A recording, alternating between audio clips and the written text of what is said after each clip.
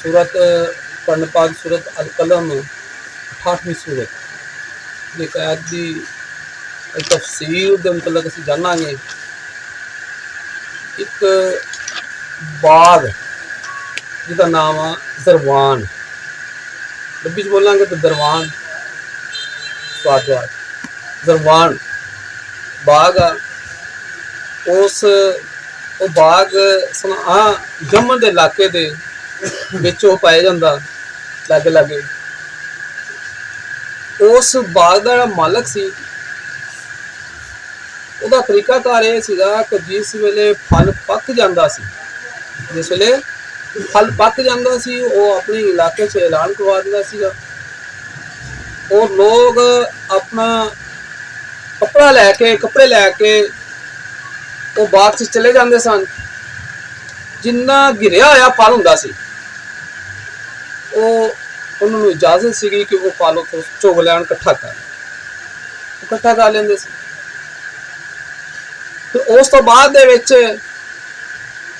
मजीद कोई फल अगर ऐसा हुंदा सी तो भी उन्होंने वो दे दिंदा सी। फिर जिस वेले फल नूं उतारदा सी उस फल दे विचों भी उन्होंने जो हिस्सा बनता सी उन्होंने हिस्सा दे के बाद जिस वेले फल उतार लेंदा सीगा तो उस वेले फिर उन्होंने दे दिंदा सी। उस वेले वो फिर दे दिंदा सी, यानी इन्ना वो सखी गिनिया जांदा सी। जिहदा कुरान पाक दे विच जिस बाग दे बारे च जिक्र आया सूरत अल कलम दे विच अल कलम, ओ इत्तफाक ऐसा होया कि उस मालिक दा वक्त आखिरी आ गया और इस दुनिया तो चला गया। जिस वेले उस तो बाद दे विच फसल तैयार हुई, जिस वेले फसल तैयार हुई या फल तैयार होया तो उन्हां दे ओहदे जो बच्चे सी ना बेटे, उन्होंने आपस दे विच मशवरा कीता, सलाह कीती कि साडा वालिद ते यार कैसा सीगा है, मेहनत असीं करिए, खर्चा असीं करिए, सारा कुछ असीं करिए, ये गरीबां लोगों नूं उठा दिंदा सी, पैसा वाला सी। लेकिन हुण असीं ऐसा नहीं करांगे, इरादा कीता उन्होंने हुण असीं ऐसा नहीं करांगे। सुबह असां उन्हां दे लोगां दे उठण तो पहले रातों रात असां जाके असां सारा फल पुंज के असीं ले आउणा, असीं इन्हां नूं एक दाना तक नहीं देना। इरादा कीता, इरादा करके वो सौ गए।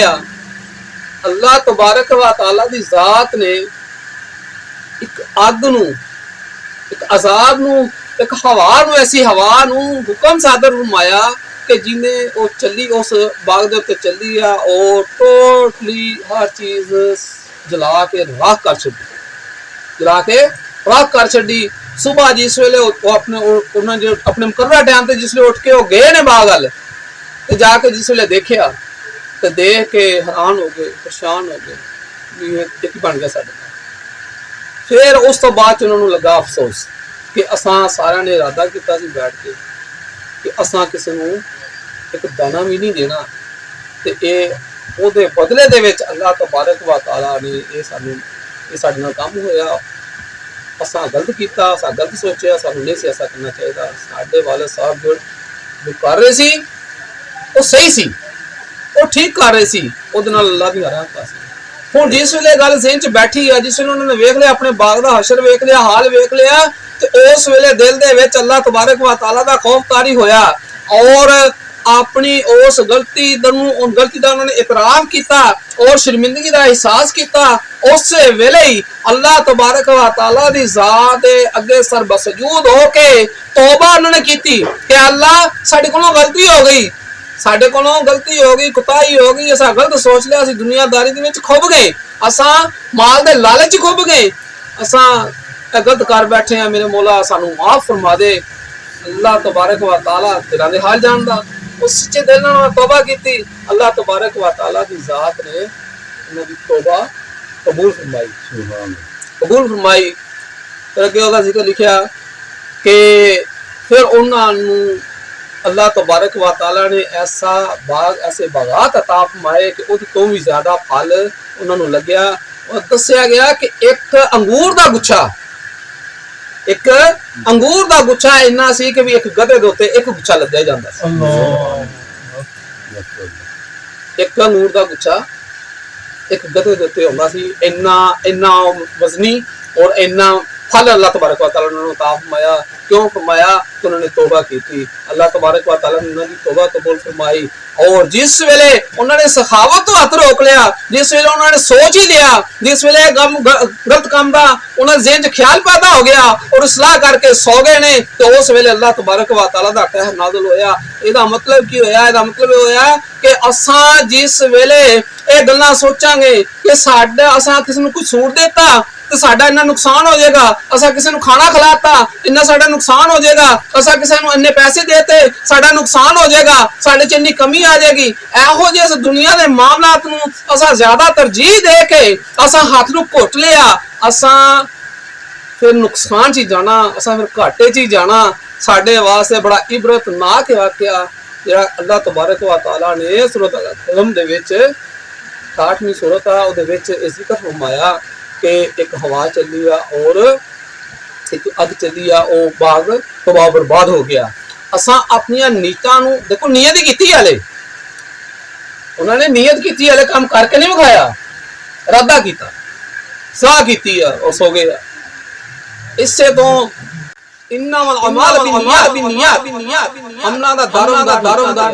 अगर ताड़ियां नीयतां अच्छियां होणगियां तुहानूं अजर अच्छे मिलणगे, अगर ताड़े अमाल अच्छे होणगे और अजर अच्छा होएगा। अगर तुसी नीयत अच्छी कर ली और अमल नहीं किया तां भी तुहानूं अजर मिल जाएगा,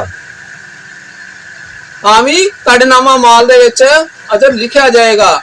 इसलिए सानूं अपनियां जिंदगियां नूं वक़फ करना चाहिए अल्लाह दे अहकामात दे मुताबिक, अल्लाह दे नबी दे अहकामात दे मुताबिक सानू अपनी जिंदगी गुजारना चाहिए। जो अल्लाह ने हुक्म सादर फरमाते हैं उहदे मुताबिक अपने अमाल नू करना चाहिए।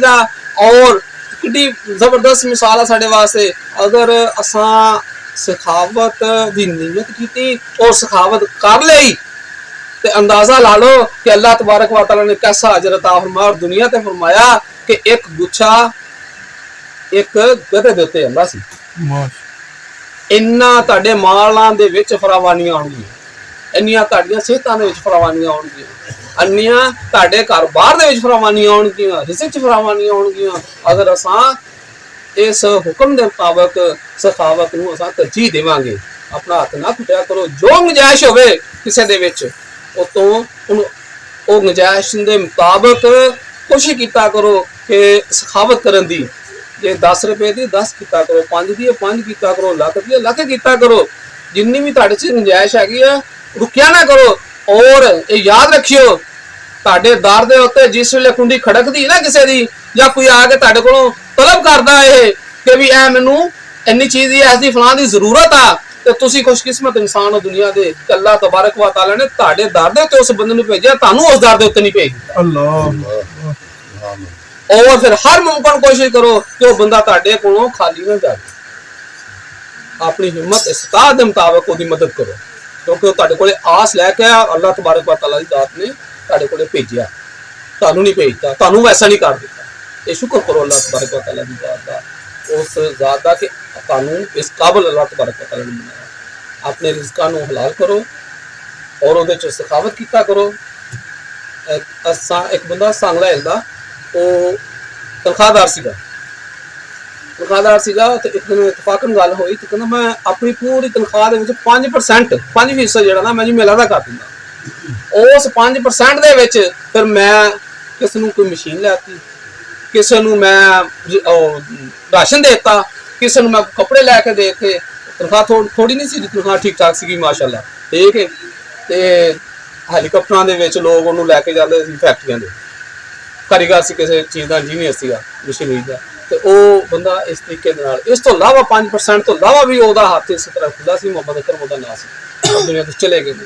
ਇਹ ਦੇਖੋ ਮੈਂ ਵੇਖਿਆ ਕਿ ਉਹਨਾਂ ਲੋਕਾਂ ਨੂੰ ਅੱਲਾਹ ਤਬਾਰਕ व तआला ਕਿੰਨਾ ਪਸੰਦ ਕਰਦਾ, ਤੇ ਉਹਨਾਂ ਪਸੰਦ ਜਿਹੜੇ ਰੱਬ ਨੂੰ ਪਸੰਦ ਆ ਜਾਣ, ਉਹਨਾਂ ਦੀ ਦੁਨੀਆ ਵੀ ਸਵਰ ਗਈ, ਉਹਨਾਂ ਦੀ ਆਖਰਤ ਵੀ ਸਵਰ ਗਈ।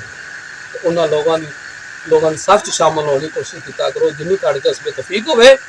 ਦੇਣਾ ਰਿਜ਼ਕ ਹਲਾਲ ਚੋਂ कोशिश किया करो कि भी खाली कोई ना जाए। अल्लाह तबारक व तआला सानू सुन के समझन दी अमल करने की तौफीक अता फरमाए।